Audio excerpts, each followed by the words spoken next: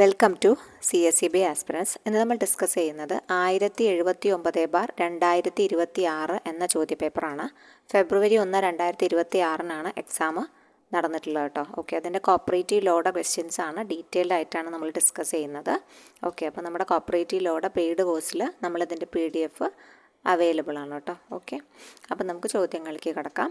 First question, which of the following is not a statutory reserve as per section 56(1) statutory റിസർവുകൾ, അതായത് നിയമാനുസൃതമായിട്ട് എടുത്തു വയ്ക്കേണ്ട റിസർവുകളെ കുറിച്ച് പറഞ്ഞിട്ടുണ്ട് അല്ലേ. അപ്പോൾ അതിൽ പെടാത്തത് ഏത്? നോട്ടാണ് ചോദിച്ചിട്ടുള്ളത്, സ്റ്റാറ്റ്യൂട്ടറി റിസർവ് അല്ലാത്തതാണ് ചോദിച്ചിട്ടുള്ളത്.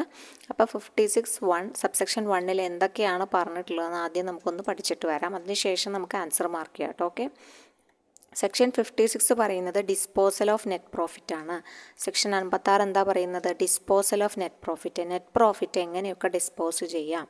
അപ്പോൾ സബ്സെക്ഷൻ 1 എന്താ പറയുന്നത്? A society shall out of its net profit in any year transfer ചെയ്യണം.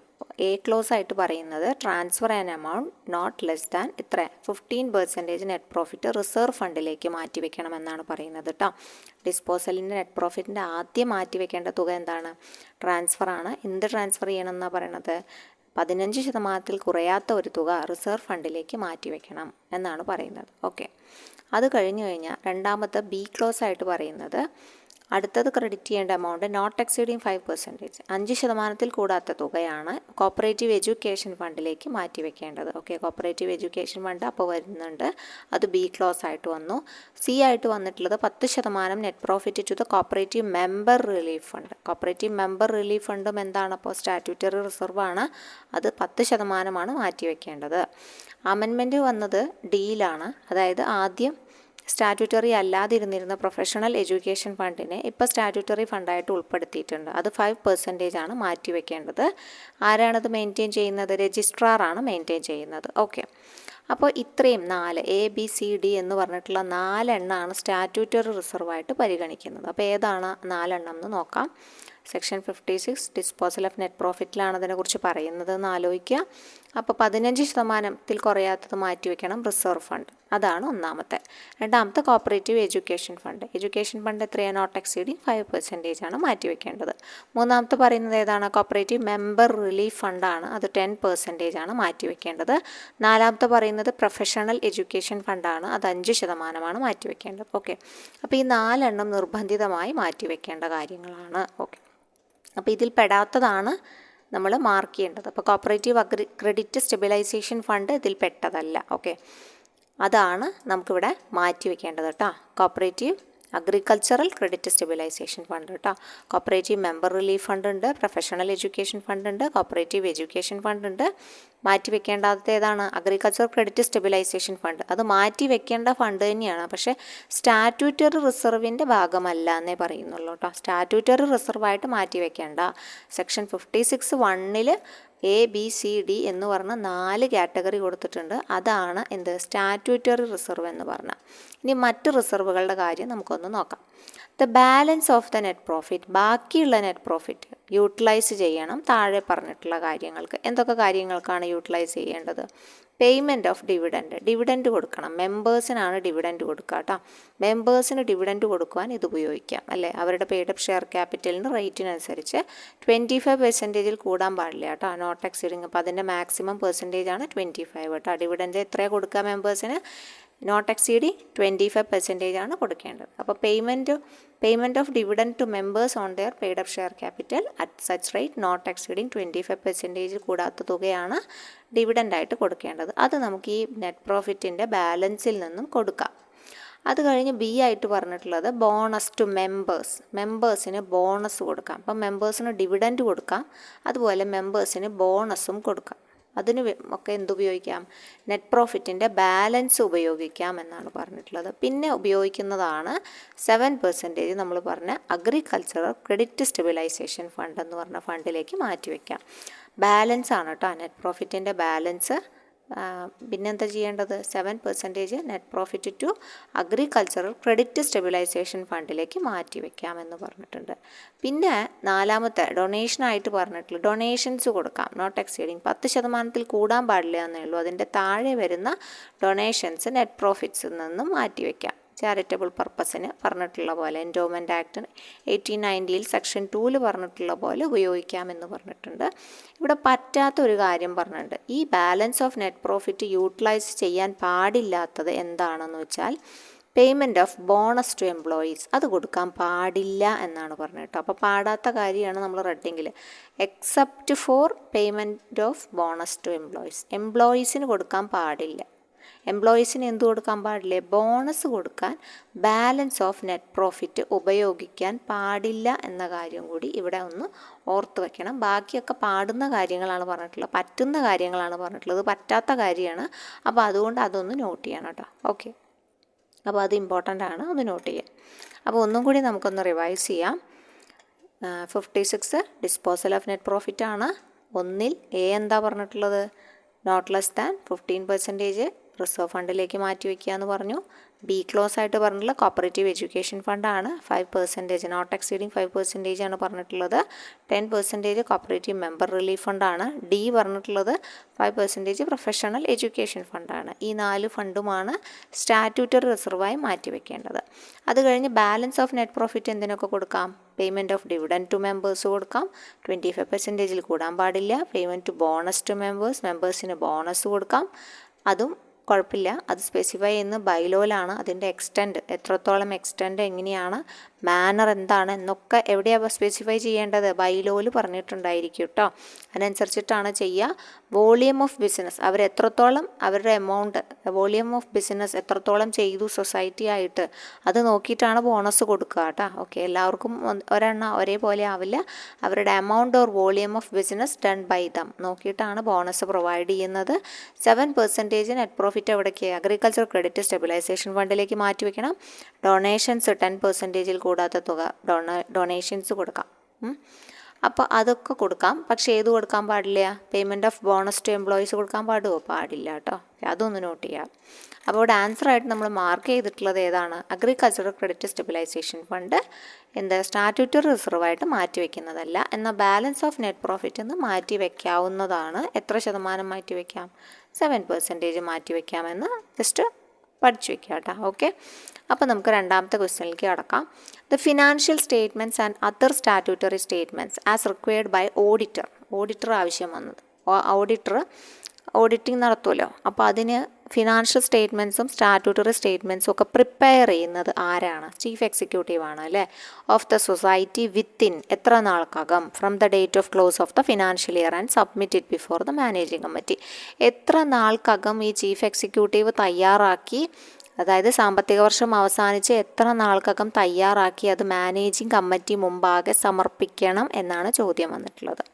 അപ്പോൾ കറക്റ്റായിട്ട് നമ്മുടെ ഓഡിറ്റിൻ്റെ കറക്റ്റായിട്ട് അതിൻ്റെ പ്രൊസീജിയറിൽ പറയുന്ന കാര്യമാണ് അല്ലേ ഇത്. അപ്പോൾ അത് നോക്കാം എത്ര നാൾക്കകമാണെന്ന്. Section 64 scope of audit, powers of the DCA and procedure for audit എന്ന് പറഞ്ഞ ഭാഗത്ത് കൃത്യമായി പറയുന്നുണ്ട്. എന്താ പറയുന്നത്? സബ്സെക്ഷൻ 4 പറയുന്നത് കേട്ടോ. The financial statement and other statutory statement as required by auditors shall prepared by the chief executive of the society within 1 month from the date of close of the financial year. സാമ്പത്തിക വർഷം അവസാനിച്ച് 1 മാസത്തിനകം എന്നാണ് പറഞ്ഞത് കേട്ടോ. സാമ്പത്തിക വർഷം അവസാനിച്ച് 1 മാസത്തിനകം ഇതൊക്കെ പ്രിപ്പയർ ചെയ്യണം അല്ലേ. എന്നിട്ട് ആരുടെ മുൻപാകെ? മാനേജിംഗ് കമ്മിറ്റി മുമ്പാകെ വെക്കണം.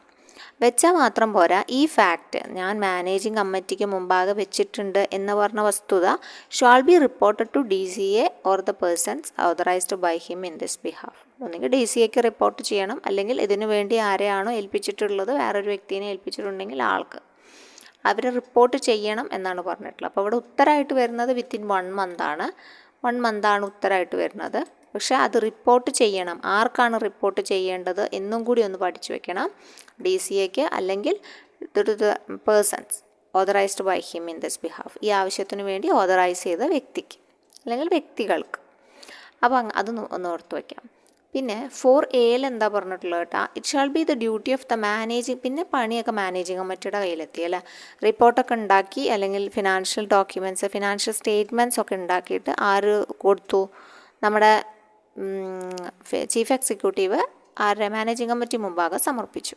ഇനി managing committee of every society to ensure accuracy, അതിൻ്റെ കൃത്യത അവർ ഫിനാൻഷ്യൽ ആൻഡ് അതർ സ്റ്റാറ്റ്യൂട്ടറി സ്റ്റേറ്റ്മെൻറ്റിൻ്റെ കൃത്യത അവർ എൻഷുർ ചെയ്യണം. അത് അവരുടെ ഡ്യൂട്ടിയാണ് കേട്ടോ. സോ ആരുടെ ഡ്യൂട്ടിയാണ് ഈ ഒരു ഫിനാൻഷ്യൽ ആൻഡ് അതർ സ്റ്റാറ്റ്യൂട്ടറി ഡോക്യുമെൻറ്റ്സിൻ്റെ എൻഷുർ ചെയ്യേണ്ടത്, ആക്യുറസി എൻഷുർ ചെയ്യേണ്ടതെന്ന് വെച്ചാൽ it is the duty of the managing committee എന്നാണ് പറയുക. It is the responsibility of the committee to submit the above statements for audit within 15 ഡേയ്സിനകം from the date of receipt of the above statements before the auditor. Okay, അപ്പോൾ 15 ദിവസത്തിനകം committee എന്ത് ചെയ്യണം? ഇത് ഓഡിറ്റർക്ക് മുമ്പാകെ സമർപ്പിക്കണം. അത് ആരുടെ പണിയാണ്?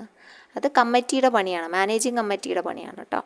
ഇനി വിത്തിൻ 45 ഡേയ്സ്, പണ്ട് 3 മാസമായിരുന്നു, ഇപ്പം 45 ദിവസത്തിനകമാണ് from the date of receipt of the audit report. Audit report കിട്ടി 45 ദിവസത്തിനകം DCA എന്ത് ചെയ്യണം? ഓഡിറ്റ് സർട്ടിഫിക്കറ്റ് കൺസേൺഡ് സൊസൈറ്റിക്ക് ഓഡിറ്റ് മെമ്മറാണ്ടം അടക്കം അയച്ചു കൊടുക്കണം അല്ലേ എന്നാണ് പറയുന്നത് കേട്ടോ.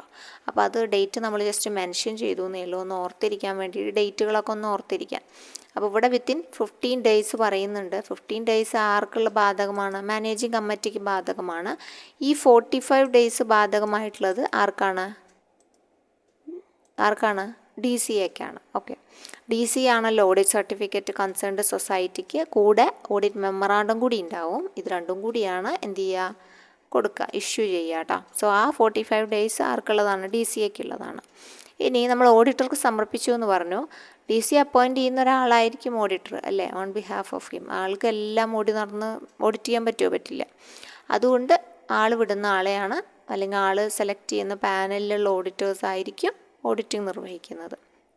അങ്ങനെ ഈ 5 എന്താ പറയുന്നത്? The auditor or team of auditors or auditing firms, ഇതിനു വേണ്ടി അപ്പോയിൻറ്റ് ചെയ്യുന്ന section 63 shall complete the audit. അവരാണ് കംപ്ലീറ്റ് ചെയ്യുന്നത്. എത്ര നാൾക്കകമാണ് കംപ്ലീറ്റ് ചെയ്യുന്നത്? Within 90 days from the date of receipt of the statement സ്വീകരിച്ച് 90 ഡേയ്സിനകം ആണ് അവർ ഓഡിറ്റ് കംപ്ലീറ്റ് ചെയ്യേണ്ടത് കേട്ടോ. And submit the audit report to DCAക്ക് സബ്മിറ്റ് ചെയ്യുകയും വേണം to the persons authorised by him in this behalf. DCA അല്ലെങ്കിൽ ആരാണോ ഓതറൈസ് ചെയ്തത് ആ വ്യക്തിക്ക് സബ്മിറ്റ് ചെയ്യണം. എന്താ സബ്മിറ്റ് ചെയ്യേണ്ടത്?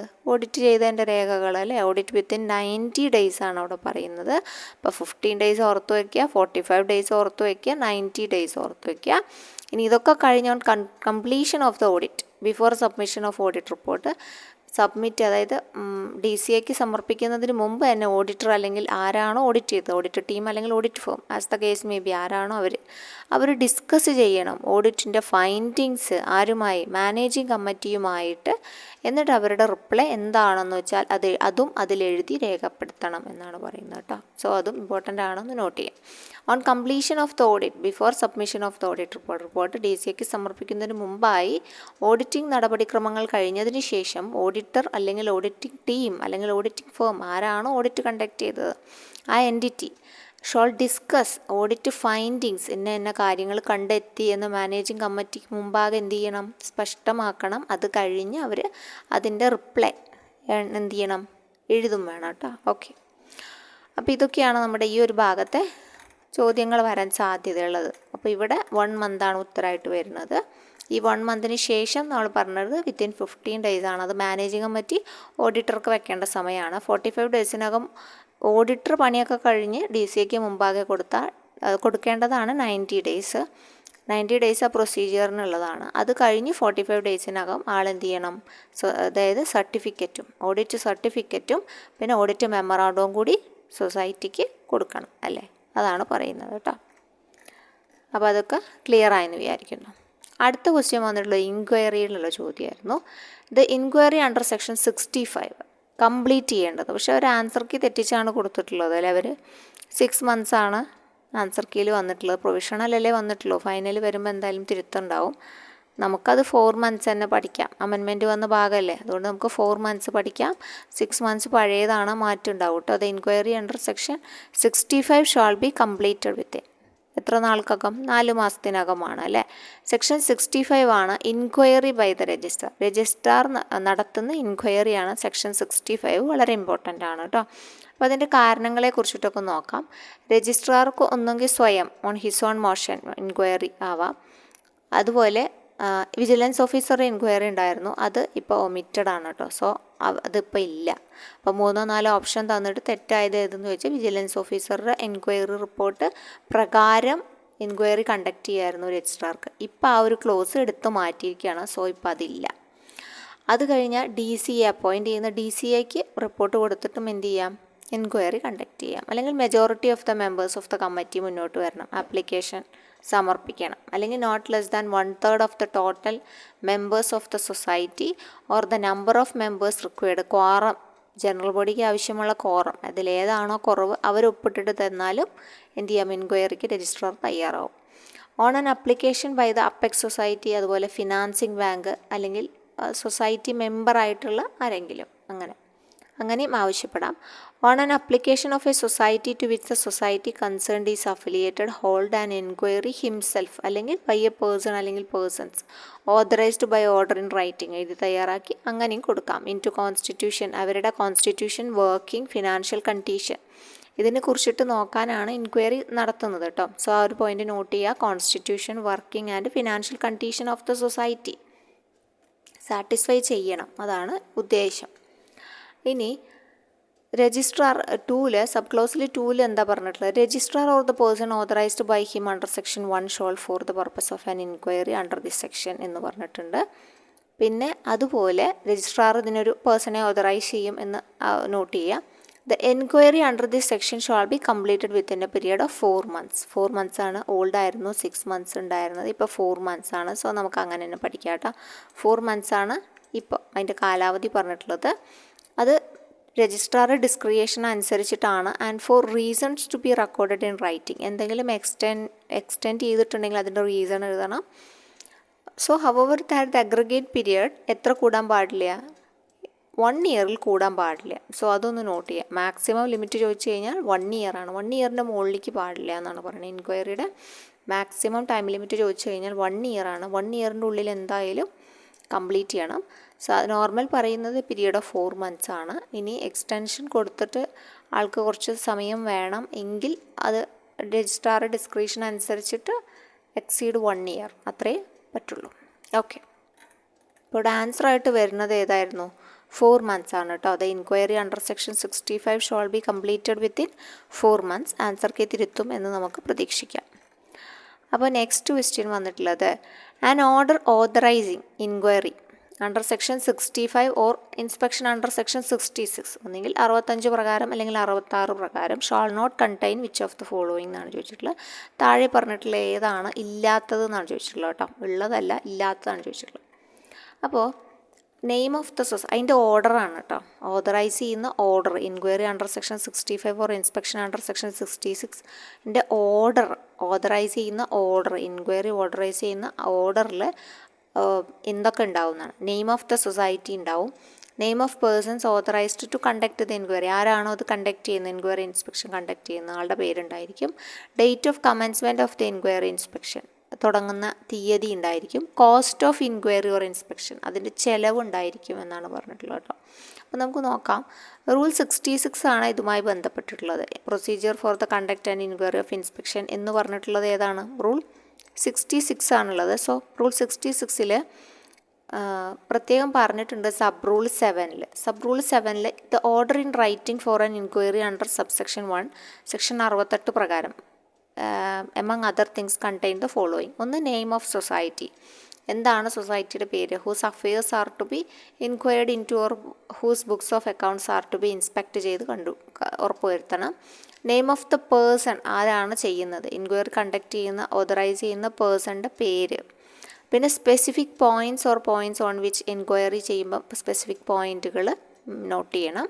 ഓക്കെ, അത് കഴിഞ്ഞ് അത് period of 3 months from the date of order ആണ്. കോസ്റ്റ് ഓഫ് ഇൻക്വയറി ഇൻസ്പെക്ഷൻ ഒക്കെ പറയുന്നുണ്ട് കേട്ടോ. ഇൻക്വയറി ഇൻസ്പെക്ഷൻ്റെ കോസ്റ്റിനെ കുറിച്ച് പറയുന്നുണ്ട്. Cost of inquiry or inspection, any other matter relating pertain to inquiry, അല്ലെങ്കിൽ ഇൻക്വയറിയായി ബന്ധപ്പെട്ട് വേറെ എന്തെങ്കിലും matters within 1 month from the date of receipt. Inquiry report കിട്ടി 1 monthനകം registrar shall give the person or persons concerned an opportunity of being heard before issuing an order of surcharge. അതായത് എന്തെങ്കിലും തെറ്റ് കണ്ടെത്തി സർചാർജിന് വിധേയമാക്കുന്നതിന് മുൻപ് 1 മാസം മുമ്പ് ഇവർക്കൊരു ഇൻക്വയറി റിപ്പോർട്ട് ലഭിച്ച അല്ലെങ്കിൽ within 1 month from the date of receipt of the enquiry report registrar എന്ത് ചെയ്യണം, അവർക്ക് ഒരു ഓപ്പർച്യൂണിറ്റി കൊടുക്കണം എന്നാണ് പറഞ്ഞത്. 1 മാസം വെയിറ്റ് ചെയ്യണം, 1 മാസത്തിനകം അവർക്കൊരു ഓപ്പർച്യൂണിറ്റി കൊടുക്കണം അതിനെക്കുറിച്ച് പറയാൻ. സർചാർജ് പുറപ്പെടുവിച്ച് കഴിഞ്ഞാൽ പിന്നെ പ്രശ്നങ്ങളൊക്കെ തിരിച്ചടയ്ക്കണം അല്ലേ, എടുത്ത സംഖ്യയൊക്കെ റീസ്റ്റോർ ചെയ്യണം. അപ്പോൾ അതിന് മുൻപേ അവർക്ക് പറയാനുള്ള അല്ലെങ്കിൽ അവരുടെ ഭാഗം കേൾക്കാനുള്ള ഒരു അവസരം ആര് കൊടുക്കണം, രജിസ്ട്രാർ കൊടുക്കണം എന്നാണ് പറയുന്നത് കേട്ടോ. അപ്പോൾ ഇവിടെ നമ്മുടെ ക്വസ്റ്റ്യൻ അതൊന്നുമല്ല. ക്വസ്റ്റ്യൻ പറഞ്ഞിട്ടുള്ളത് എന്തെല്ലാം ഉണ്ടായിരിക്കും ഈ ഓർഡറിൽ എന്നാണ് പറഞ്ഞിട്ടുള്ളത് കേട്ടോ. ഓർഡറിൽ എന്തൊക്കെ ഉണ്ടായിരിക്കും, നെയിം ഓഫ് ദ സൊസൈറ്റി ഉണ്ട്, അതുപോലെ name of the person authorised to conduct the inquiry or inspection ഉണ്ട്, date of commencement of the inquiry ഇൻസ്പെക്ഷൻ്റെ ഡേറ്റ് പീരിയഡ് എത്ര പീരിയഡിനുള്ളിലാണെന്നുണ്ട്. അപ്പോൾ അതൊക്കെ date of commencement of the inquiry inspection, cost of inquiry inspection. അപ്പോൾ ഇതിൽ വരാത്തത് നിങ്ങൾക്ക് തന്നെ നോക്കുമ്പോൾ മനസ്സിലാവും. Date of commencement of the inquiry inspection ഇല്ല. ഇവിടെ പറഞ്ഞിട്ടുള്ള period of 3 months from the date of order എന്നാണ് പറഞ്ഞിട്ടുള്ളത് കേട്ടോ. അതിവിടെ കൊടുത്തിട്ടില്ല. സോ അതാണ് ഇവിടെ വേണ്ടത്. Date of commencement of the inquiry inspection അല്ല വേണ്ടത്, period of 3 months from the date of order അതാണ് വേണ്ടത്. പക്ഷേ അതിവിടെ കൊടുത്തിട്ടില്ല. അല്ലെങ്കിൽ specific points or points on which the enquiry is to be made അതായിരിക്കാം. അതും കൂടെ കൊടുത്തിട്ടില്ല. കൊടുത്തിട്ടുള്ളത് name of society, name of person, പിന്നെ കോസ്റ്റ് ഓഫ് ഇൻക്വയറി ഇൻസ്പെക്ഷൻ. ഇത് മൂന്നും ഈ ഒരു ഓർഡറിൽ റൈറ്റ് ചെയ്തുള്ളതാണ്. അപ്പോൾ അതുകൊണ്ട് തന്നെ അത് മൂന്നും ഉണ്ട്. ഇല്ലാത്തത് date of commencement of the inquiry or inspection ആണ് ഇല്ലാത്തത്. അപ്പോൾ അതാണ് ഉത്തരമായിട്ട് കൊടുത്തിട്ടുള്ളത് കേട്ടോ. Okay, date of commencement of the inquiry inspection ഇല്ല. കോസ്റ്റ് ഉണ്ട്, സൊസൈറ്റിയുടെ നെയിമുണ്ട്, ആരാണോ ഇൻക്വയറി ഇൻസ്പെക്ഷൻ ചെയ്യുന്നത് അവരുടെ പേര് വിവരങ്ങളും ഉണ്ടായിരിക്കും. ഓക്കെ, അപ്പോൾ അതൊന്ന് നോട്ട് ചെയ്ത് വയ്ക്കുക. അപ്പോൾ ആൻസർ നമ്മൾ മാർക്ക് ചെയ്തു. നമുക്ക് നെക്സ്റ്റ് ക്വസ്റ്റ്യനിലേക്ക് പോകാം. If the person responsible is not remitting, surcharge amount അടയ്ക്കുന്നില്ല എന്ന് വിചാരിക്കുക. അപ്പോൾ നമ്മൾ പറഞ്ഞു സർചാർജ് എമൗണ്ട് മുമ്പത്തെ കാര്യമാണ് നമ്മൾ പറഞ്ഞത്. സർചാർജ് എമൗണ്ട് അടയ്ക്കുന്നില്ല, and order of surcharge within time limits of fixed, ആ പറഞ്ഞ സമയത്തിനകം അടയ്ക്കുന്നില്ല. അത് society shall report the matter, രജിസ്ട്രാർക്ക് പെട്ടെന്ന് തന്നെ അറിയിക്കും. എന്നിട്ട് രജിസ്ട്രാർ ഏത് നടപടിക്രമം മൂലമാണത് കണ്ടുകിട്ടുക എന്ന് റിയലൈസ് ചെയ്യുക എന്നാണ് ചോദിച്ചിട്ടുള്ളത് കേട്ടോ. അപ്പോൾ ഓപ്ഷൻസ് കൊടുത്തിട്ടുണ്ട്. റവന്യൂ റിക്കവറി ആണോ, സിവിൽ പ്രൊസീജിയർ കോഡാണോ, കോപ്പറേറ്റീവ് സൊസൈറ്റീസ് ആക്ട് ആണോ, നൺ ഓഫ് ദി എബവ് ആണോ. നമുക്കറിയാം എങ്ങനെയായിരിക്കും കിട്ടാത്ത തുക നമ്മൾ ഈടാക്കുക, RR വഴിയാണ് അല്ലേ. അപ്പോൾ റവന്യൂ റിക്കവറി ആക്ട് വഴിയാണ് നമ്മളല്ല ഗവൺമെൻറ് അല്ലേ. ഓക്കെ, അതായത് അതോറിറ്റീസിനാണ് അത് ചെയ്യുക അല്ലേ. റവന്യൂ റിക്കവറി ആക്ട് പ്രകാരം അത് രജിസ്ട്രാറിന് എന്ത് ചെയ്യാൻ പറ്റും, ആ എമൗണ്ട് റിയലൈസ് ചെയ്യാൻ പറ്റും. ഇപ്പോൾ ഒരാൾക്ക് സർചാർജ് വിധിച്ചു, 1,00,000 രൂപ അയാൾ തിരിമറി നടത്തിയിട്ടുണ്ടെങ്കിൽ ആ 1,00,000 രൂപ അയാൾ റീസ്റ്റോർ ചെയ്യണം, അപ്പോൾ അവിടെ വെക്കണം അല്ലേ. സൊസൈറ്റിക്ക് ഉണ്ടായ നഷ്ടത്തിന് അത് വെക്കണം, ഇത്ര ടൈം ലിമിറ്റ് കൊടുത്തതിൻ്റെ ഉള്ളിൽ വെക്കണം എന്ന് മാത്രമല്ല. അപ്പോൾ അതാണത് രജിസ്ട്രാറെ അറിയിക്കണം. രജിസ്ട്രാറാണ് ഈ ഒരു RR വഴി അത് റിയലൈസ് ചെയ്തെടുത്തോളൂ. അപ്പോൾ അതാണ് പറയുന്നത് കേട്ടോ. ഓക്കെ, അപ്പോൾ അതിനെക്കുറിച്ച് സെക്ഷൻ 68 സർചാർജിലാണ് പറയുന്നത്. 68 3 വേർ ദ മണി, പ്രോപ്പർട്ടി അല്ലെങ്കിൽ interest, cost or compensation is not repaid, തിരിച്ചു തന്നില്ല അല്ലെങ്കിൽ റീസ്റ്റോർ ചെയ്തില്ല എന്ന് വിചാരിക്കുക. Within a period of 60 days, 60 ദിവസത്തിനകം ചെയ്യണം എന്നാണ് കണക്ക്. സോ ആ ഒരു പീരിയഡ് ഓഫ് 60 days കൂടി ഒന്ന് ഓർത്തിരുന്നാൽ നന്നായിരിക്കും അല്ലേ. 60 ദിവസത്തിനകം തിരിച്ചടയ്ക്കണം. അല്ലെങ്കിൽ registrar shall take urgent steps to recover ആ such amount from the concerned പേഴ്സൺസിൽ നിന്ന് അരിയറായിട്ട്, അതായത് arrears of public revenue due on land എന്നാണ് പറയണത് കേട്ടോ. അതാണ് റവന്യൂ റിക്കവറി ആക്ട് എന്ന് ഉദ്ദേശിക്കുന്നത്. ആ ഒരു ഇത് പ്രകാരമാണ് ഡ്യൂ ഓൺ ലാൻഡ്. ആ ഒരു പ്രകാരം ഇവരത് എടുക്കും അല്ലേ, പിടിച്ചെടുക്കും. അതാണ് പറയുന്നത്. Arrears of public revenue due on land as specified in section 79 പറഞ്ഞിട്ടുണ്ട്. 79 ഇങ്ങനത്തെ സംസ്, ഗവൺമെൻറ്റിനുള്ള സംസ്, നേടാനുള്ള സംസ് പിടിച്ച് എടുക്കുന്നതിനെ കുറിച്ചാണ് പറയുന്നത്. ഓക്കെ, അപ്പോൾ അതുവഴി പിടിച്ചെടുക്കും എന്നാണ് പറയുന്നത്. അപ്പോൾ റവന്യൂ റിക്കവറി ആക്ട് ആണ് ഇവിടെ ഉത്തരമായിട്ട് വരുന്നത് കേട്ടോ. അപ്പോൾ എന്തെങ്കിലും പണമോ അല്ലെങ്കിൽ പ്രോപ്പർട്ടി, മണി, ഇൻട്രസ്റ്റ്, കോസ്റ്റ്, കോമ്പൻസേഷൻ അടച്ചില്ല, റീസ്റ്റോർ ചെയ്തില്ല എങ്കിൽ within A period of 60 days അവർ സമയം തന്നിട്ടുണ്ട്, അതിനുള്ളിൽ തിരിച്ചടവ് നടന്നില്ലെങ്കിൽ രജിസ്ട്രാറിന് എന്ത് ചെയ്യാം, അർജൻറ്റ് സ്റ്റെപ്പ് എടുക്കാം. RRR വരെ, അത് റവന്യൂ റിക്കവറി വരെ, അതായത് arrears of public revenue due on land വഴി എന്ത് ചെയ്യാം, ഈ തുക അവർക്ക് ഈടാക്കാവുന്നതാണ്. ഓക്കെ, ഇനി ഇത് വേണമെങ്കിൽ ഡിസ്ക്രിയേഷൻ അനുസരിച്ച് രജിസ്ട്രാർക്ക് വേണമെങ്കിൽ റെക്കോർഡഡ് ഇൻ റൈറ്റിംഗ് എക്സ്റ്റെൻഡ് ചെയ്ത് കൊടുക്കാൻ പറ്റും ഫ്രം ടൈം ടു ടൈം, കാലാകാലങ്ങളായിട്ട്. പക്ഷേ extended period shall not exceed 60 days. Next 60 ഡേയ്സും കൂടിയേ കൊടുക്കാൻ പാടുള്ളൂ. അതിൻ്റെ അപ്പുറത്തേക്ക് എക്സ്റ്റെൻഡഡ് പീരിയഡ് നീട്ടിക്കൊണ്ടുപോകാൻ പറ്റില്ല എന്നാണ് പറയുന്നത്. Extend period shall not exceed 60 days. 60 ദിവസത്തിൽ കൂടാൻ പാടില്ല എന്നും ഓർത്ത് വയ്ക്കുക കേട്ടോ. നെക്സ്റ്റ് ക്വസ്റ്റ്യൻ വന്നിട്ടുള്ളത് all monetary dispute shall be filed within a period of. എത്ര നാൾക്കകം ഫയൽ ചെയ്യണം? മോണിറ്ററി ഡിസ്പ്യൂട്ടാണ്. Either when repayment period over ആയാലോ അല്ലെങ്കിൽ loan is made as the case may be എന്തായാലും. അപ്പോൾ മോണിറ്ററി ഡിസ്പ്യൂട്ടിന് അതായത് എത്ര നാൾക്കകം ഫയൽ ചെയ്യണം എന്നാണ് ചോദിച്ചിട്ടുള്ളത് കേട്ടോ.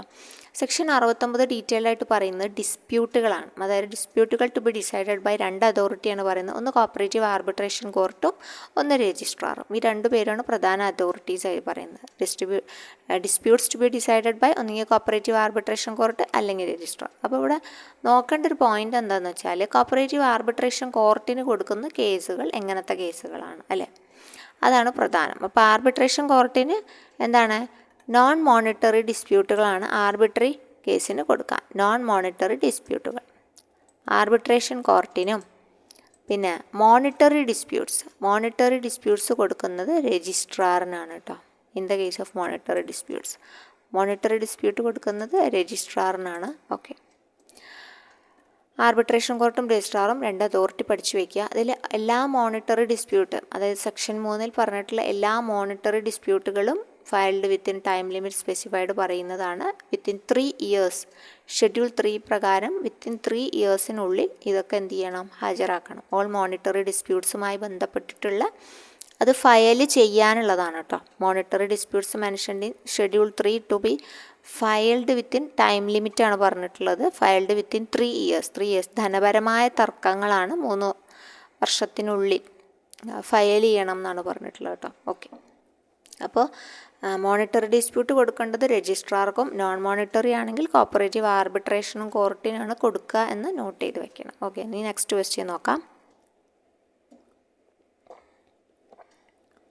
Next question, in the case of insured cooperative ബാങ്കിൻ്റെ കാര്യമാണ് പറയുന്നത്. ഇൻഷ്യൂർഡ് കോപ്പറേറ്റീവ് ബാങ്ക് 74A വ്യക്തമായി പറയുന്നുണ്ട് ഇൻഷ്യൂർഡ് കോപ്പറേറ്റീവ് ബാങ്ക്സിൻ്റെ കേസ് അല്ലേ. അപ്പം വൈൻഡിങ് അപ്പ് ഓർഡർ വരികയാണ്. ആരുടെ പ്രീവിയസ് സാങ്ഷൻ വാങ്ങണം എന്നാണ് ക്വസ്റ്റ്യൻ വന്നിട്ടുള്ളത്. In the case of an insured cooperative bank an order of winding up may be made only with the previous sanction in writing of. ആരുടെ writing കിട്ടിയാലാണ് അത് നിർബന്ധമാക്കുക. അപ്പം നമുക്കറിയാം ഇൻഷ്യൂർഡ് കോപ്പറേറ്റീവ് ബാങ്ക് ആണ്, അതുകൊണ്ട് തന്നെ RBI ആണ് ഇവിടെ ഉത്തരമായിട്ട് വരിക അല്ലേ. RBIയുടെ പെർമിഷൻ നിർബന്ധമല്ലേ? അതെ, നിർബന്ധമാണ്. അപ്പോൾ അതുകൊണ്ട് RBI ആണ് ഇവിടെ ഉത്തരമായിട്ട് വരിക. അതിനെക്കുറിച്ച് പ്രതിപാദിക്കുന്നത് സെക്ഷൻ 74A കേട്ടോ. സെക്ഷൻ 74A എന്ന് പറഞ്ഞാൽ ഇൻഷ്യൂർഡ് കോപ്പറേറ്റീവ് ബാങ്ക്സ് ആണ്. അപ്പോൾ അതിൽ പറഞ്ഞിട്ടുണ്ട് an order for the winding up or an order sanctioning a scheme of compromise അല്ലെങ്കിൽ അറേഞ്ച്മെൻറ്റ് അല്ലെങ്കിൽ അമാൽഗമേഷൻ ഓർ റീകൺസ്ട്രക്ഷൻ അല്ലെങ്കിൽ ഡിവിഷൻ ഓർ റീഓർഗനൈസേഷൻ എല്ലാം പഠിച്ചിരിക്കണം. Of the bank may be made only with the previous sanction in writing of the RBI. ഇവരുടെ ഇതെല്ലാം ഈ എല്ലാ കേസുകളിലും വൈൻഡിങ് അപ്പ് ആവാം, അല്ലെങ്കിൽ order sanctioning scheme of compromise ആവാം, അല്ലെങ്കിൽ അറേഞ്ച്മെൻ്റ് ആവാം, അല്ലെങ്കിൽ അമാൽഗമേഷൻ ആവാം, അല്ലെങ്കിൽ റീകൺസ്ട്രക്ഷൻ ആവാം, അല്ലെങ്കിൽ ഡിവിഷൻ ആൻഡ് റീഓർഗനൈസേഷൻ ആവാം. എന്തായാലും ഇൻഷ്യൂർഡ് കോപ്പറേറ്റീവ് ബാങ്ക്സ് ആണെങ്കിൽ ആരുടെ റൈറ്റിംഗ് പ്രയർ സാങ്ഷൻ വാങ്ങിയിരിക്കണം? RBIയുടെ. An order for the winding up of the bank shall be made under the registrar if so required by the RBI in the. ഇനി winding അപ്പിൻ്റെ ഓർഡറിൻ്റെ കാര്യമാണ് പറയുന്നത്. An order for the winding up of the bank shall be made by the registrar if so required by the RBI. Require ചെയ്ത് കഴിഞ്ഞാൽ അല്ലേ, RBIയുടെ പെർമിഷനോട് കൂടി winding up order made ചെയ്യുന്നത് രജിസ്ട്രാറാണ്. Okay, bank of India in circumstances referred to in section 13D of deposit insurance corporation act 1961 എന്ന് പറഞ്ഞിട്ടുണ്ട്. അതായത് deposit insurance corporation act അതിൻ്റെ സർക്കംസ്റ്റാൻസസ് അനുസരിച്ച് വൈൻഡിങ് അപ്പ് ഓർഡർ ഉണ്ടല്ലോ. അപ്പോൾ വൈൻഡിങ് അപ്പ് ഓർഡർ കറക്റ്റായിട്ട് shall be made by the registrar made ചെയ്യും. Reserve ബാങ്കിൻ്റെ ഗൈഡ് ലൈൻസും എല്ലാം പാലിച്ചുകൊണ്ടിട്ടാണ് എന്ത് ചെയ്യുക, ഓർഡർ പുറപ്പെടുവിക്കുക, വൈൻഡിങ് അപ്പ് ഓർഡർ പുറപ്പെടുവിക്കുക എന്നാണ് പറഞ്ഞിട്ടുള്ളത്. ഇനി നെക്സ്റ്റ് ക്വസ്റ്റ്യൻ വന്നിട്ടുള്ളത് the registrar shall make an order confirming the sale on the expiration off from the date of sale. അതായത് ഇപ്പം അത് പറയുന്നത് എത്ര സെയിൽ നടത്തി സെയിൽ നടത്തുകയെന്ന് വെച്ച് കഴിഞ്ഞാൽ ഇപ്പോൾ നമ്മൾ ആദ്യം പിടിച്ചെടുക്കണം. മൂവബിൾ പ്രോപ്പർട്ടി ആവാം, അല്ലെങ്കിൽ മൂവബിൾ പ്രോപ്പർട്ടി ആവാം. ഇപ്പോൾ ഒരു ആൾ വീഴ്ച വരുത്തി ഡീഫോൾട്ട് വരുത്തി നമ്മൾക്ക് നോട്ടീസൊക്കെ കൊടുത്തു, നമ്മൾ അയാളുടെ പ്രോപ്പർട്ടി നമ്മൾ അറ്റാച്ച് ചെയ്തു, അല്ലെങ്കിൽ പിടിച്ചെടുത്തു. അത് എന്നിട്ട് നമ്മൾ സെയിലിന് വയ്ക്കുമ്പോഴത്തെ കാര്യമാണ് പറയുന്നത്. അത് നമ്മൾ പിന്നെ ലേലമൊക്കെ വിളിച്ച് സെയിലിന് വയ്ക്കുമ്പം സെയിൽ കൺഫേം ചെയ്യാൻ എത്ര നാൾക്കകം എന്നാണ് പറഞ്ഞിട്ടുള്ളത്. സെയിൽ കഴിഞ്ഞ് ഇത്ര നാൾക്കകം കൺഫർമേഷൻ സെയിലിൻ്റെ സർട്ടിഫിക്കറ്റ് നൽകണം. ആരാ നൽകുക? സെയിലിൻ്റെ കൺഫർമേഷൻ കൊടുക്കുന്നത് രജിസ്ട്രാറാണ്. അപ്പോൾ അത് എത്ര നാൾക്കകം എന്നാണ് പറഞ്ഞിട്ടുള്ളത്. അപ്പോൾ ഇവിടെ പറഞ്ഞിട്ടുണ്ട് കേട്ടോ, on the expiration of 30 days എന്നാണ് പറഞ്ഞിട്ടുള്ളത് കേട്ടോ. On the expiration of 30 days എന്നാണ് പറഞ്ഞിട്ടുള്ളത്. 30 days from the date of sale. Sale കഴിഞ്ഞ് 30 ദിവസത്തിനകം. അവിടെ പ്രത്യേകിച്ച് സെറ്റ് അസൈഡ് ചെയ്യാനുള്ള ആപ്ലിക്കേഷൻ ഒന്നും ഇല്ലെങ്കിൽ registrar shawl make an order confirming the sale. Sale confirm ചെയ്തിട്ടുള്ള ഒരു ഓർഡർ രജിസ്ട്രാർ ഇറക്കുകയാണ് ചെയ്യുക. ഇനി എന്തെങ്കിലും സെറ്റ് അസൈഡ് ചെയ്യണം, എന്തെങ്കിലും ഫ്രോഡോ ഇറഗുലാരിറ്റിയോ സംശയമുണ്ട് ഈ ഡീഫോൾട്ടർക്ക്, അപ്പോൾ ഇയാൾ അതിനെതിരെ ആരോപണം ഉന്നയിക്കുകയാണെങ്കിൽ സെറ്റ് അസൈഡ് ചെയ്യുകയാണെങ്കിൽ ചെയ്യാം, അല്ല റിജക്റ്റ് ചെയ്യുകയാണെങ്കിൽ റിജക്റ്റ് ചെയ്യാം. ഇയാൾ വെറുതെ സമയം കളയുകയാണെന്ന് തോന്നുകയാണെങ്കിൽ റിജക്റ്റ് ചെയ്യാം. അതൊക്കെ രജിസ്ട്രാറുടെ. അപ്പോൾ രജിസ്ട്രാർ ഷോൾ മേക്ക് ഒരു ഓർഡർ, സെയിൽ കൺഫേം ചെയ്യാൻ വേണ്ടിയിട്ട് ഒരു ഓർഡർ ഇറക്കും. ആ 30 ഡേയ്സ് ആണ് നമുക്കിവിടെ ഉത്തരമായിട്ട് കൊടുത്ത 30 ഡേയ്സ് കേട്ടോ. ഓക്കെ, ഇനി നെക്സ്റ്റ് ക്വസ്റ്റ്യൻ നോക്കുകയാണെങ്കിൽ, in cases where there are more than 10 അല്ലെങ്കിൽ less than dash employees including cadre and sanctioned post, there shall be reserved a minimum of 1 employee belonging to physically handicapped. ഒരാൾ physically handicapped ആക്കണം, minimum reserve ചെയ്തിട്ടുള്ള സീറ്റാണ് അത് അല്ലേ. Okay, അപ്പം ഈ ഒരു സീറ്റ്, അതായത് കേഡർ എന്ന് വെച്ചാൽ ഇപ്പം 10 മോർ ദാൻ 10 ആണ്, എന്നാൽ ലെസ് ദാൻ എത്രയാണെന്നാണ് ചോദിച്ചിട്ടുള്ളത്. മോർ ദാൻ 10 ആണ്, ലെസ് ദാൻ എത്രയാണെന്ന് ചോദിച്ചിട്ടുള്ളത്. അപ്പോൾ നമ്മുടെ എസ്റ്റാബ്ലിഷ്മെൻറ്റിൽ കറക്റ്റായിട്ട് പറയുന്നതാണ്. സെക്ഷൻ 80 ഓഫീസേഴ്സ് അതുപോലെ അവരുടെ കോപ്പറേറ്റീവ് സൊസൈറ്റിയുടെ ഓഫീസേഴ്സുമായി ബന്ധപ്പെട്ട കാര്യത്തിൽ പറയുന്നുണ്ട്. 5 പറയുന്നുണ്ട്, നോട്ട് വിത്ത് സ്റ്റാൻഡിങ് എനിത്തിങ്, എന്തൊക്കെ 1 2 പറഞ്ഞിട്ടുണ്ടെങ്കിലും 4% total post in every society ആർക്ക് വേണം? Shall be reserved for physically handicapped പേഴ്സൺസിന്. അതായത് ഡിസേബിലിറ്റി 40% വേണം കേട്ടോ. ഡിസേബിലിറ്റി 40% ഉള്ള ഫിസിക്കലി ഹാൻഡിക്യാപ്ഡ് പേഴ്സൺസിന് റിസർവ്ഡ് ആണ് 4% എന്ന് നോട്ട് ചെയ്യുക. ചോദിച്ചിട്ടുള്ളതാണ്. പക്ഷെ അത് വെറുതെ നമുക്ക് ഡിസേബിലിറ്റി ഉണ്ടെന്ന് പറഞ്ഞാൽ പോരാ, അതൊരു മെഡിക്കൽ ബോർഡ് സർട്ടിഫൈ ചെയ്യണം. ഓക്കെ, അത് ഇമ്പോർട്ടൻ്റ് ആണ്. അതുപോലെ provided that in societies with more than 10, okay, but fewer than 25 employees ആണ്. ആദ്യം 33 ആയിരുന്നു, ഇപ്പോൾ 25 employees including sanctioned and cadre post എല്ലാം അടക്കം. അറ്റ്ലീസ്റ്റ് 1 പൊസിഷൻ ഫിസിക്കലി ഹാൻഡിക്യാപ്ഡ് പേഴ്സൺസിന് എന്ത് ചെയ്യണം? റിസർവ് ചെയ്തിരിക്കണം എന്ന് വ്യവസ്ഥയുണ്ട് കേട്ടോ. ഓക്കെ, അപ്പോൾ അത് നോട്ട് ചെയ്യുക. അറ്റ്ലീസ്റ്റ് 1 പൊസിഷൻ റിസർവ് ചെയ്തിട്ടുള്ളത് ഫിസിക്കലി ഹാൻഡിക്യാപ്ഡ് പേഴ്സൺസിനാണ്. മോർ ദാൻ 10, അതുപോലെ ഫ്യൂവർ ദാൻ 25 ആണ് പറഞ്ഞിട്ടുള്ളത്. സോ നോട്ട് ചെയ്യുക, 25 ആണ് ഇവിടെ ഉത്തരമായിട്ട് വരുന്നത്. ഓക്കെ,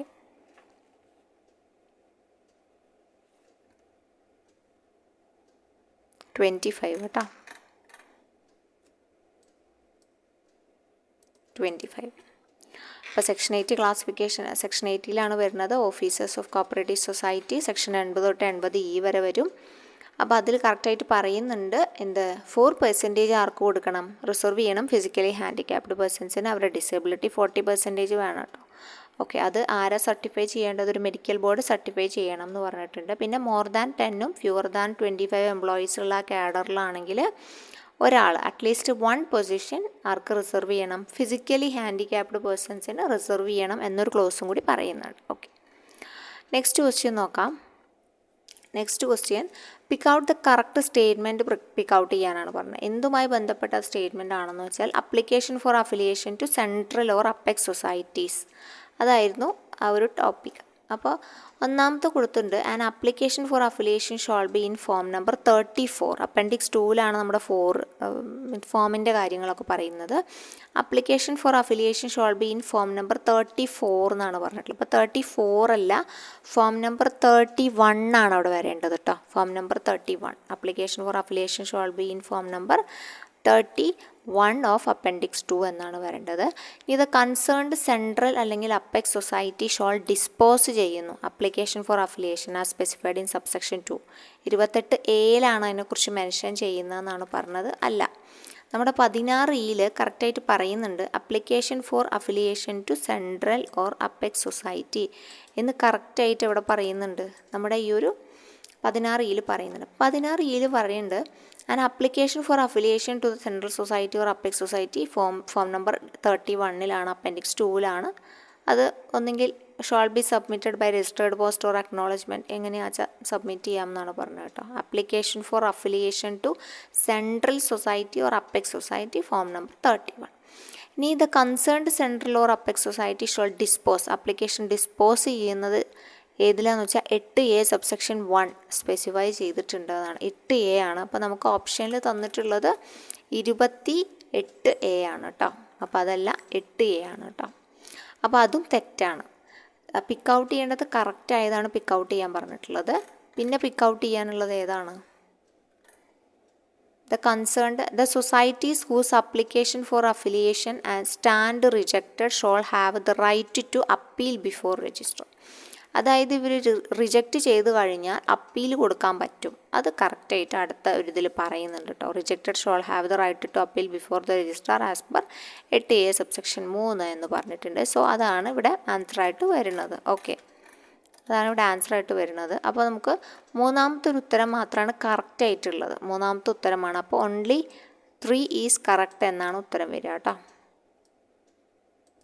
ഓക്കെ, അപ്പോൾ ഒന്നുകൂടി പറയാം. 16E ആണ് application for affiliation to central or apex society form number 31 കൊടുക്കുന്നത്. അതിനെക്കുറിച്ച് പറയുന്നത് 8A സബ്സെക്ഷൻ 1 പറയുന്നുണ്ട്. Already central society apex society before the commencement of these rules അങ്ങനെ ഓൾറെഡി ചെയ്തിട്ടതാണെങ്കിൽ കുഴപ്പമില്ല. അവർ സമർപ്പിച്ച മുമ്പ് application or affiliation already made to central society or apex society ഈ ഒരു കമൻസ്മെൻറ്റ് റൂൾസ് വരുന്നതിന് മുമ്പ് ചെയ്താണെങ്കിൽ കുഴപ്പമില്ല. റൂൾസ് വരുന്നതിന് ശേഷമാണെങ്കിൽ റൂൾസ് പാലിക്കണം. Society whose applications for affiliation stand reject ചെയ്ത് കഴിഞ്ഞാൽ ആർക്ക് മുൻപാകെ രജിസ്ട്രാർക്ക് മുൻപാകെ എന്ത് ചെയ്യാം? 8A പ്രകാരം അവർക്ക് അപ്പീൽ പ്രൊവൈഡ് ചെയ്യാം കേട്ടോ. അപ്പീൽ കൊടുക്കാം. നെക്സ്റ്റ് ക്വസ്റ്റ്യൻ വന്നിട്ടുള്ളത് within 3 months from the date of registration of a society. അതായത് 3 മാസത്തിനകം അവർ ആരാണ് dash shall convene the first general body meeting of all persons who had signed the application for registration of the society. അതായത് ഈ ഒരു registration വേണ്ടിയിട്ടുള്ള ആപ്ലിക്കേഷനിൽ sign ചെയ്ത എല്ലാവരും കൂടിയിട്ടാണ് ഈ ഫസ്റ്റ് ജനറൽ ബോഡി മീറ്റിങ്ങിൽ കൺവീൻ ചെയ്യുന്നത് അല്ലേ. അപ്പോൾ 3 മാസത്തിനകം ആരാണിത് കൺവീൻ ചെയ്യേണ്ടത് എന്നാണ് ക്വസ്റ്റ്യൻ. അപ്പോൾ ആ സമയത്തുള്ള ആളാണ് ചീഫ് പ്രൊമോട്ടർ എന്ന് പറഞ്ഞാൽ. ചീഫ് പ്രൊമോട്ടറാണ് ഈ ഒരു ജോലിയെല്ലാം ചെയ്യേണ്ടത് കേട്ടോ. 3 മാസത്തിനകം within 3 months from the date of registration of society chief promoter shall convene the first general body meeting. Okay, all persons ആരൊക്കെ who had signed the application for രജിസ്ട്രേഷനിൽ ആരൊക്കെയാണ് സൈൻ ചെയ്തിട്ടുള്ളത് അവർ കൂടിയിട്ടുള്ള ഒരു പൊതുയോഗമാണ് നടത്തുക.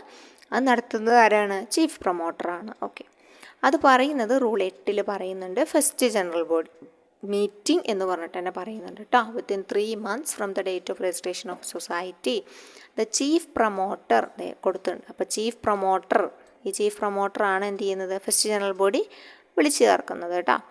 Who had signed the application for registration of society. ഇനി chief promoter fail ചെയ്താൽ എന്ത് ചെയ്യും? ഫെയിൽ ചെയ്ത് കഴിഞ്ഞാൽ രജിസ്ട്രാർ ഒന്നുകിൽ രജിസ്ട്രാർക്ക് ഒരാളെ നിയോഗിക്കാം അല്ലേ ആ ഒരു കാര്യത്തിന് വേണ്ടിയിട്ട്. അപ്പോൾ അവരാണ് പിന്നെ എന്ത് ചെയ്യുക? ബാക്കി സൊസൈറ്റിയുടെ മുൻപോട്ടുള്ള കാര്യങ്ങളുമായിട്ട് മുൻപോട്ട് പോവുക കേട്ടോ. ഓക്കെ, അപ്പോൾ അത് ഇമ്പോർട്ടൻ്റ് ആണ്. ചീഫ് പ്രൊമോട്ടറാണ് ഇവിടെ ഉത്തരമായിട്ട് വരുന്നത്. നെക്സ്റ്റ് ക്വസ്റ്റ്യൻ നോക്കാം. Where the application to register ഒരു അമെൻമെൻറ്റ് ഓഫ് ബൈലോ രജിസ്റ്റർ ചെയ്യണം of PACS is not disposed of within 90 days from the date of receipt of the same the society may make representation before. അതായത് ഒരു bylaw അമെൻമെൻറ്റിന് application കൊടുത്തു.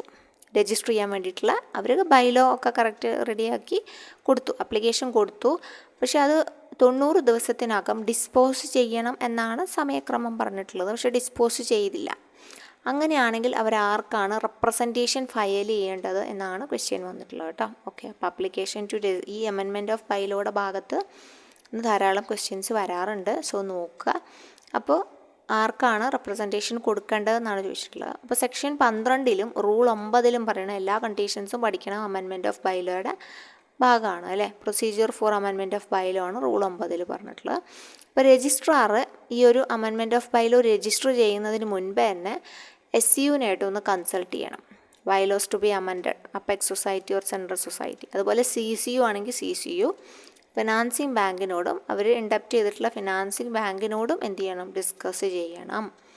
അത് കഴിഞ്ഞ് registrar shall forward to society a copy of registered amendment together with certificate of registration. അതായത് registered അമെൻമെൻറ്റിൻ്റെ കൂടെ എന്തും കൂടി ഉണ്ടായിരിക്കും, certificate of registration signed and sealed by him. Important ആണ്, സൈൻ ചെയ്ത് സീൽ വെച്ച രൂപത്തിലായിരിക്കണം.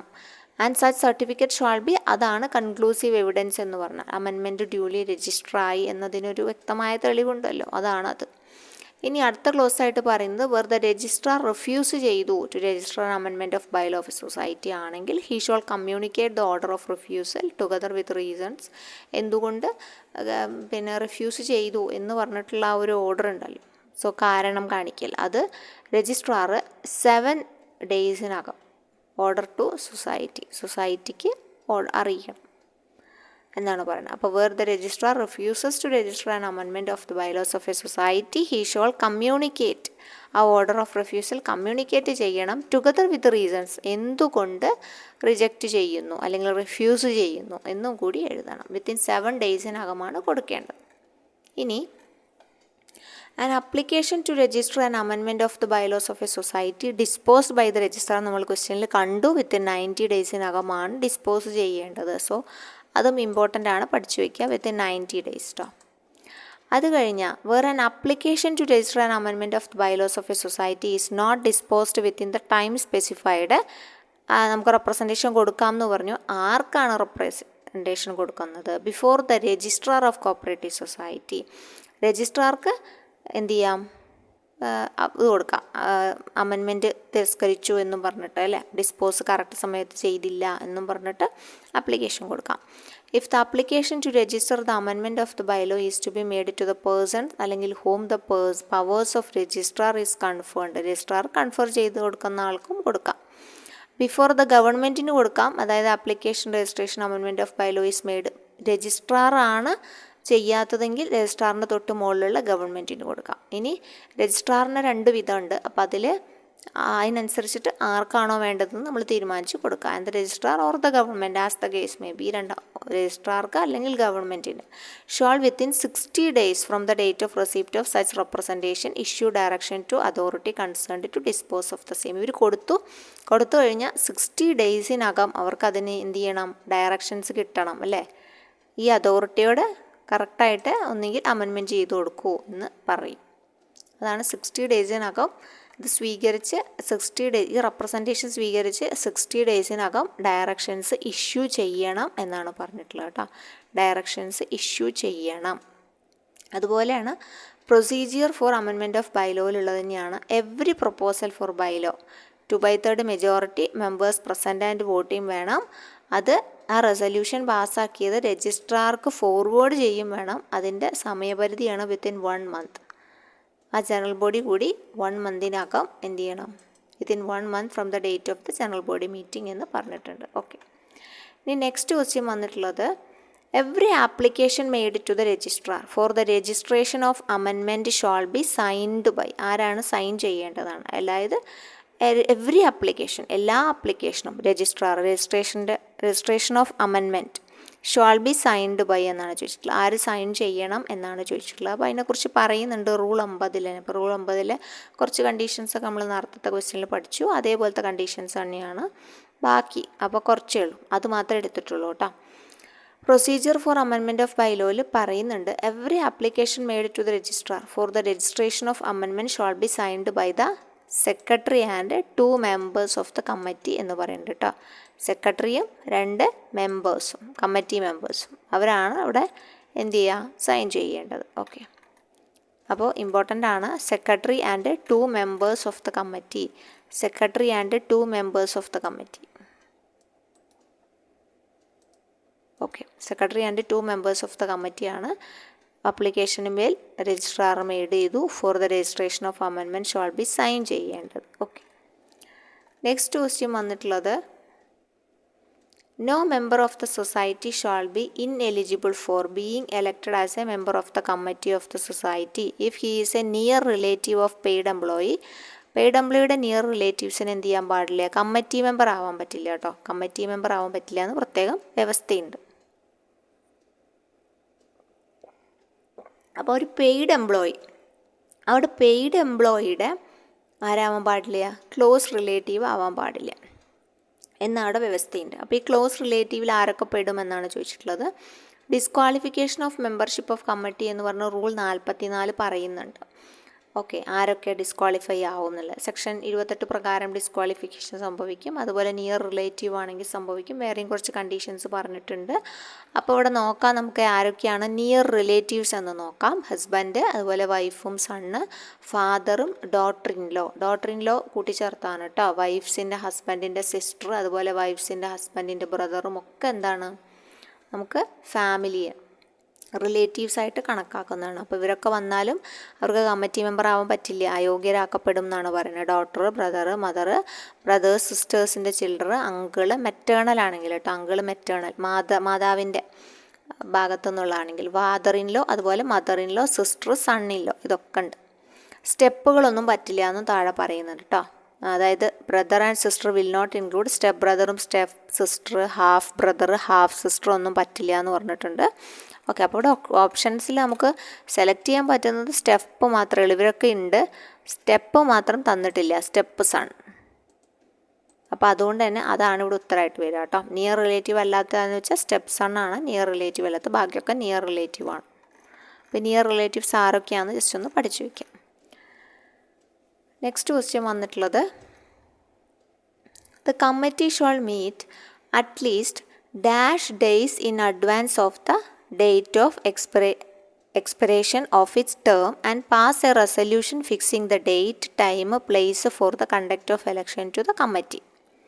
അതായത് കമ്മിറ്റിയുടെ കാലാവധിയൊക്കെ തീരാനായി. അപ്പോൾ എത്ര നാൾക്ക് മുമ്പ് തന്നെ ഇവരിത് റെസൊല്യൂഷനൊക്കെ പാസ്സാക്കി സെറ്റാക്കിയിരിക്കണം എന്നാണ്. അപ്പോൾ 35A പറഞ്ഞിട്ടുണ്ട് procedure regarding conduct of election to the committee of society by the state cooperative election കമ്മീഷനാണല്ലോ ഇത് കണ്ടക്ട് ചെയ്യുന്നത്. അപ്പോൾ the election of the members to the committee of society by the state cooperative election commission shall be conducted ഏത് മാനറിലാണെന്ന് പറയുന്നുണ്ട് താഴെ കേട്ടോ.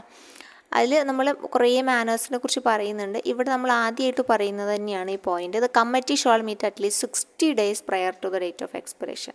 ആ ടേം എക്സ്പയറി ആവുന്നതിൻ്റെ 60 ദിവസം മുമ്പ് അവർ റെസൊല്യൂഷൻ പാസ്സാക്കിയിട്ട് എന്ത് ചെയ്യണം, വോട്ടിൻ്റെ അതിനകത്തെ ഇലക്ഷൻ്റെ കാര്യങ്ങളൊക്കെ തീരുമാനിച്ച് വെക്കണം. Date, time, place for the conduct of the election to the new committee. അതുപോലെ കോപ്പി ഓഫ് സച്ച് റെസൊല്യൂഷൻ ആർക്ക് കൊടുക്കണം?